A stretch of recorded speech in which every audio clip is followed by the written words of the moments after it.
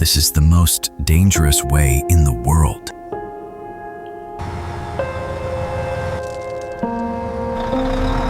The truck stops at 3 a.m. on a road that does not exist on any map. The driver cuts the engine. Silence.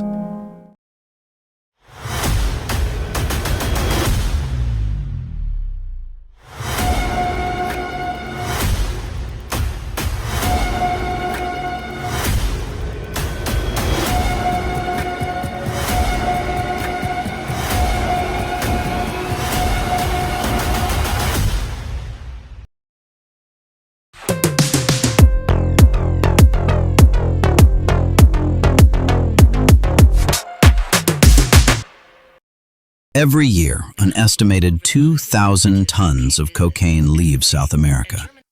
Most of it moves through a single corridor, a stretch of ocean,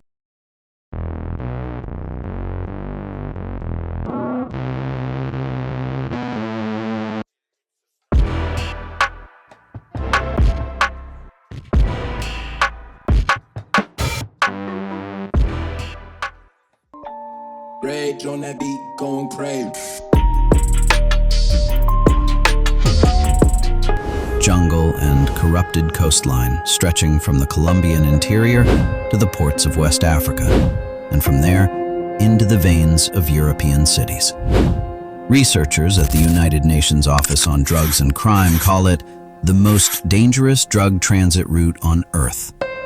Not because of its distance, because of what it costs in human life. On the border between Colombia and Ecuador, cocaine still has a price and a destination.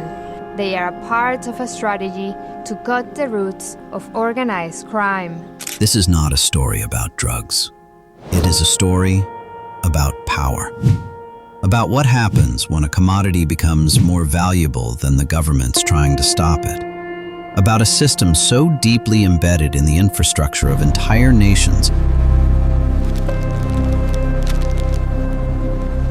It begins in Colombia, specifically in the department of Nariño, a mountainous province pressed against the Pacific coast where coca cultivation has increased by over 400% since 2012. The farmers who grow it earn roughly $1 per kilogram of raw leaf. By the time that leaf is processed, compressed, and loaded onto a semi-submersible vessel heading northwest, its value has multiplied by several thousand%. Any chance of $1 for tonight? Coke? Yeah. Big boss, can you sort 1G Coke today? As we wait for delivery, there's more on offer. I got them one. Street find the cannabis and then a gram of cocaine. Does that look like cocaine to you? Yeah. And you've only just made. We have a lot of ships entering the port of Antwerp, but also Rotterdam, Hamburg, Le Havre, which import legal goods from South America, from Africa, from far overseas. And those criminal organizations, they abuse the legal ways of transporting goods to transport their illegal drugs as well. They always choose the path of the least resistance. Over the course of the inspection, the Border Services officers and assisted by our detector dog team identified 110 bricks of suspected cocaine weighing 127 kilograms with an estimated street value of $12.7 million. The Gulf of Guinea is where the route becomes truly dangerous. The waters off Guinea-Bissau, Sierra Leone, and Senegal form a transit zone that Western law enforcement has described as a black hole. A region where maritime patrol is nearly non-existent. Coast Guard vessels are decades old, and port officials operate on salaries that cartels can outbid in a single transaction. Guinea-Bissau is the clearest example. The country has a GDP of approximately $1.6 billion.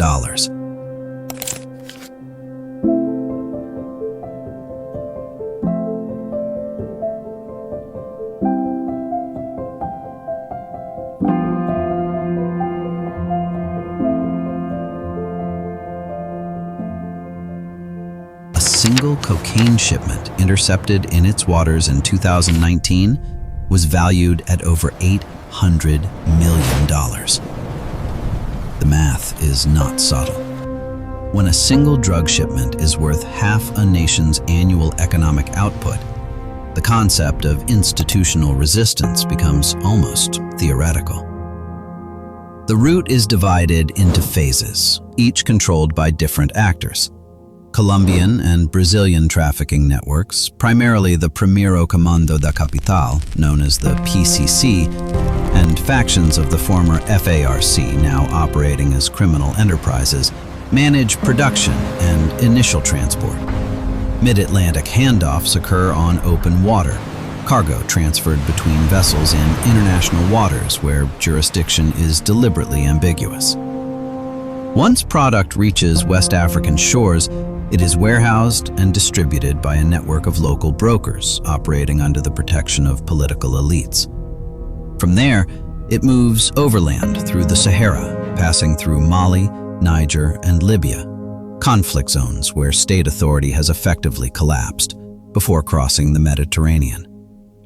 Final distribution in Europe is handled predominantly by Albanian organized crime syndicates, who control an estimated 40% of the European cocaine wholesale market, and by Dutch and Belgian port networks centered in Antwerp and Rotterdam, two of the busiest shipping terminals on Earth.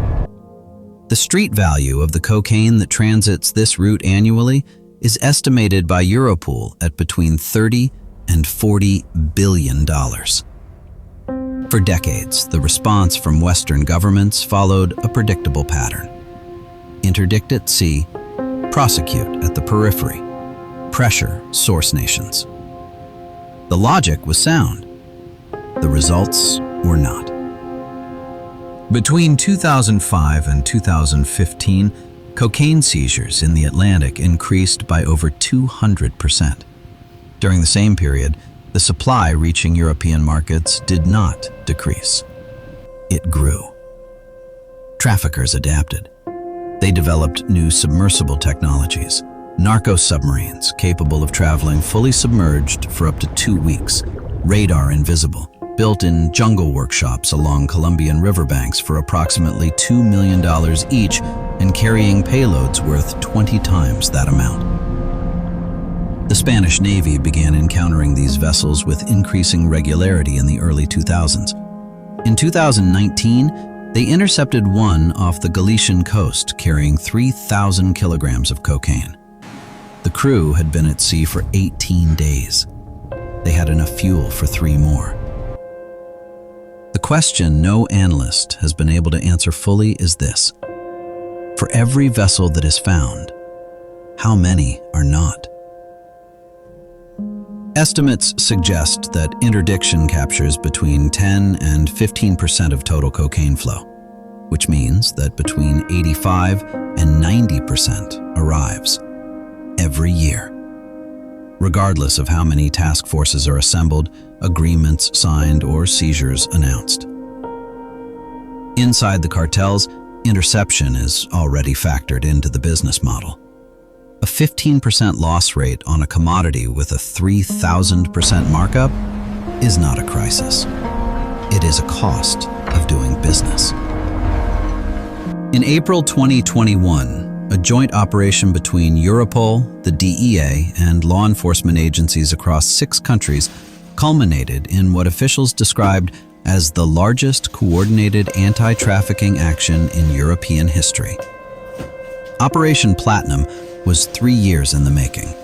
It involved thousands of investigators, encrypted communication intercepts, and undercover operatives inside networks that had never before been penetrated at that level. The result? 150 arrests, 30 tons of cocaine seized, and the dismantling of a logistics chain routing product from Colombia to Antwerp for over a decade. Prosecutors called it a historic breakthrough. The traffickers called it something else. Within 8 months, cocaine purity levels on European streets had returned to pre-operation highs. New logistics chains emerged. New brokers replaced the arrested ones. The demand hadn't moved. It never does. One DEA analyst described the feeling not as victory, but as vertigo. Splayed out as evidence, this is 40 pounds of methamphetamine, 1 kilogram of cocaine, and 2 kilos of fentanyl. Ingredients making up 120,000 colorfully fatal pills worth millions of dollars in street value, seized in Manhattan last month. The route is not controlled by individuals. It is controlled by a logic. Remove a capo, and the incentive structure remains. The money is still there. The demand is still there. And somewhere, another truck is already waiting. In a village outside Ziguinchor, in southern Senegal, there is a school built in 2017. The building is clean, painted, functional. Parents say it appeared almost overnight, funded by a man no one discusses openly. Across West Africa, there are more like it. Clinics, roads, generators. Infrastructure governments failed to provide, delivered instead by trafficking networks in exchange for loyalty and silence. This is what makes the route so difficult to collapse. It is not purely parasitic. In places where the state never arrived, the cartel did. And for families with nothing, the question of where help comes from becomes complicated. The question is not whether the drug trade is wrong. It is. The question is what replaces it. And until there is an answer, the route continues. The trucks move. The submarines surface in the dark.